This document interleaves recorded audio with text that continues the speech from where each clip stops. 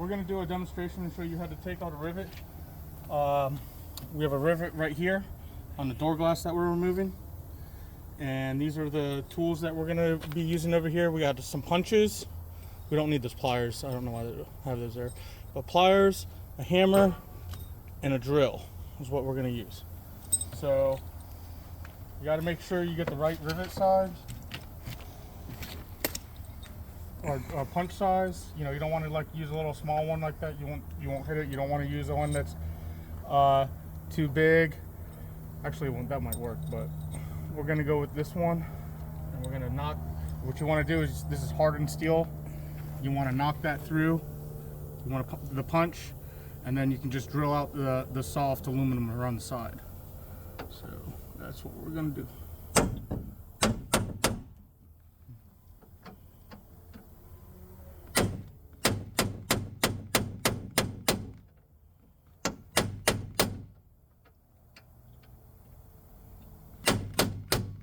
So we got it.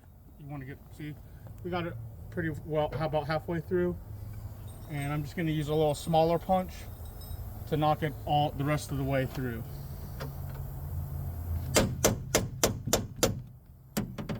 it is. So if you want to get down, you can see the center has been knocked out. And then I'm sure we got some actuallys in there that are watching. There might be, if you know, a better bit to use, but I just use a big bit on here, and I just drill it out.